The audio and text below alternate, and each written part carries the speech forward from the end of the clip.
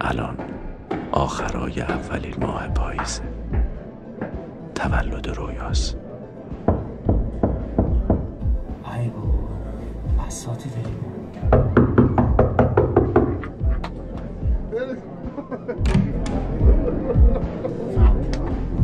کجاست؟ داخل اتاق هست.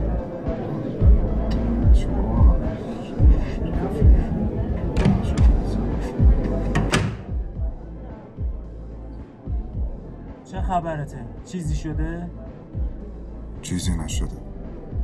آخرای اولی ماه پاییزه، تولد عشقم. کلی بادکنک گرفتم. آخه عاشق بادکنکه. قشنگ شده نه؟ تازه لباسی که دوست داره رو پوشیده. الان دیگه میرسه.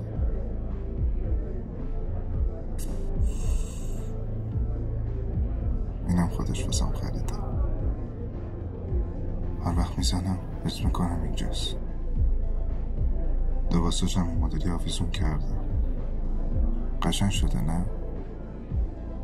از خودت پذیرایی کن. اون نمیاد دیگه.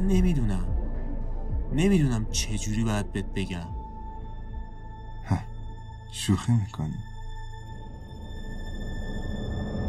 اون نمیاد چون نیستش. خیلی وقته که نیست. الان تو یه سال هر روز سر یه ساعت مشخص داری این حرفا رو تکرار میکنی. خسته نشدی؟ خودتو نگاه کن. چی میگی؟ از کجا میدونی نمیاد؟ حروم زاده. پرستار کیسا برای حرف زدی آشغال عوضی. کی بهت گفت باش صحبت کنی؟ عوضی برم کن. زنگ نزن. 100 دفعه گفتم سر کارم بهم زنگ نزن. چی میخوای؟ کجا بر پاشم؟ وسط دیوونه خونم.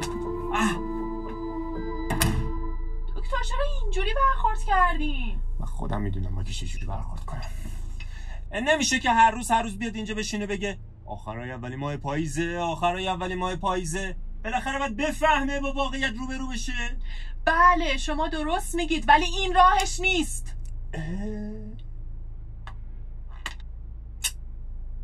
راهش شما بگو خانم دکتر. من منظوری نداشتم. یادم نمیاد شما مدرکی تو این زمینه داشته باشی. من عذر میخوام که تو کارتون دخالت کردم. اشکال نداره. منم امروز حالم یکم خوش نیست. اتفاقا یه فکرایی کردم. شاید جواب بده. نمیدونم. ولش کن. قضیه وحشتناک شده بود. هر لحظه بدتر. تنها دیوونه‌ای بود که تمام فردا شده بود دیروز رویا. دکتر یه فکر جدید به سرش زد.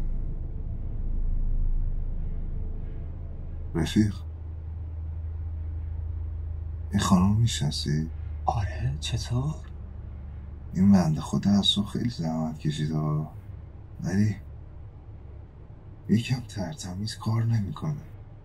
من سرم هر روز گیج رفت بهم سرم زد. ولی هوامو داشت. ولی گفتم میشناسیش بهش به یکم ترتمیز کار کنه. به هوا خودم نمیگم به هوا رویا میگم. اگه خودت میشناسی. خانم کمالی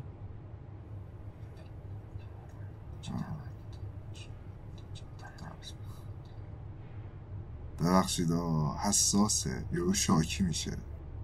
نه اشکالی نداره من وظیفمه. شما لطف دارین. خب همه چی مرتبه واسه امشب؟ آره وسایلا رو هم چیدم. کم کم هم دیگه رویا میرسه. فقط یکم خوابم گرفته. میخوای یکم استراحت کنی تا وقتی که رویا میرسه سرحال بشی؟ نه بابا یه خواب نمونم. من هستم دیگه بیدارت میکنم. خیالت راحت.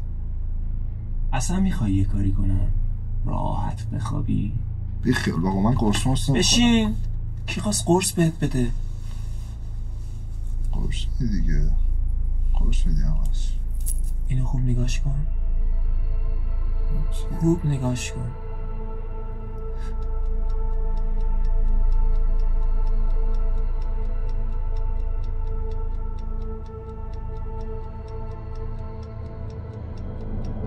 الان کجا؟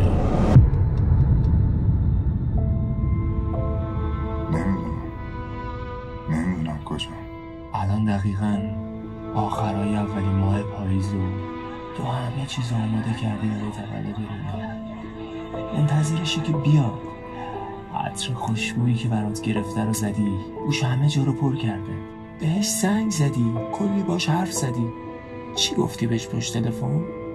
گفتم امشب حتما بیایا. اسم من نمیشه.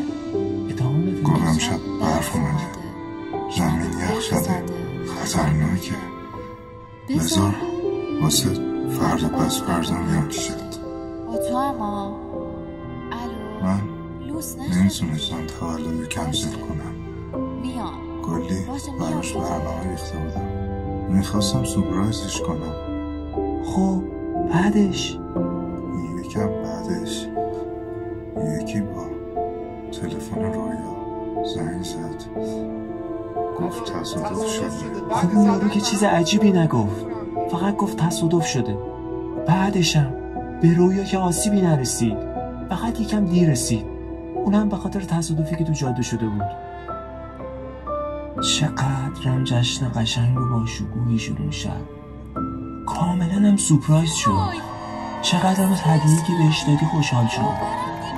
آفرین به سلیقه‌ت. آره همه چی خیلی خوب پیش رفت. آره خیلی خوب بود. آخر شبم خودت با ماشینت رسوندیش خونه. دوست دارم. فقط تو مسیر برگشت یه اتفاقی افتاد. یادته که چی شد؟ نمیدونم چی شد. یه لحظه، فقط یه لحظه حواست نبود زدی تو سگی بگونم. میبینیش؟ آره زدم به اون سگ. من قاتلم.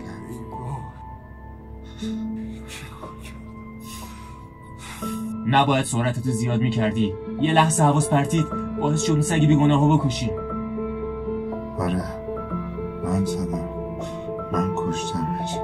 اون خانم داره گریه میکنه. بگذاریم بهش فکر نکن. الان میدونی کجایی؟ نه الان تو به خاطر عذاب وجدانی که گرفتی توی تیمارستانی، حالا فهمیدی کجایی؟ آره باید آروم باشی. باید سعی کنی خودتو ببخشی. من کمکت میکنم. حالا با شمارش من چشماتو باز کن. 5 4 3 2 1. الان میدونی کجایی؟ آره تو دیوونه خونه. آروم باش. من کمکت میکنم. باید سعی کنی خودتو ببخشی.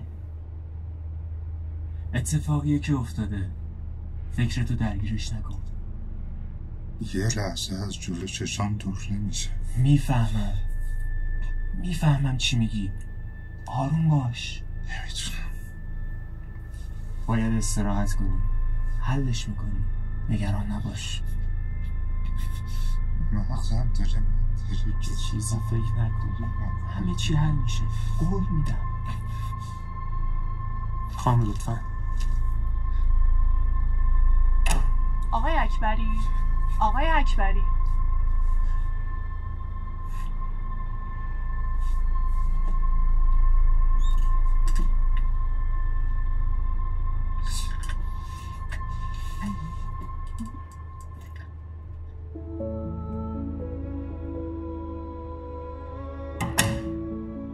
شد. آقای دکتر موفق شدیم. شما نابغه این، باورم نمیشه. بالاخره شد. میدونستم جواب میده. باید زنگ بزنم به چند تا دوستام این موضوع رو بگم. خانم کمالی جانم. ممنونتم. امشب جشن میگیریم. باورم نمیشه. فقط یه سوال، مرگ رویا چی میشه؟ فکر کردی بهش فکر نکردم؟ تازه شروع شد. الان ذهنش آماده پذیرش یه سری واقعیت هاست با یه سری تغییرات جزئی. راستی چرا یه موضوع دیگر رو به جاش نگفتین؟ چرا یه کاری نکردین که فکر کنه سالمه؟ آفرین.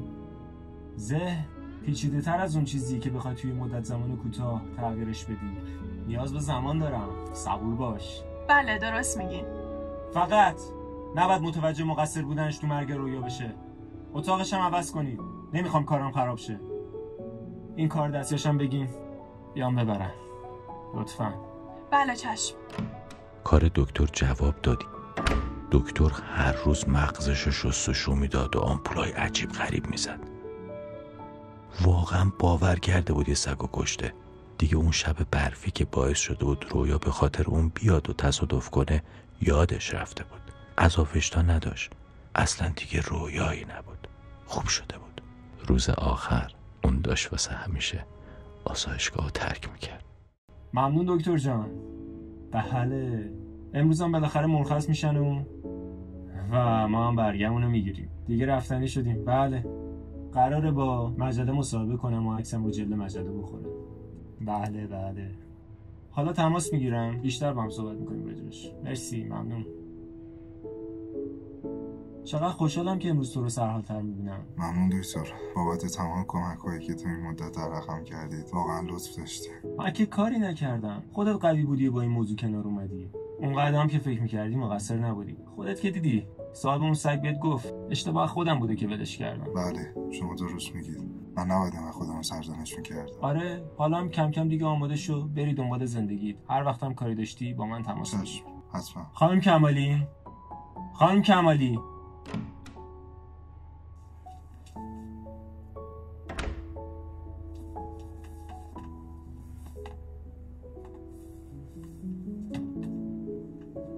برای منه؟ بله وسایلی که وقتی اومدی اینجا همراهت بود.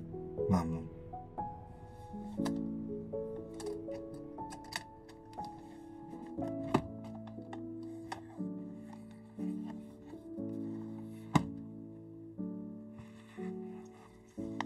دکتر با من امری نداری؟ نه ممنون میتونی تشریف ببر.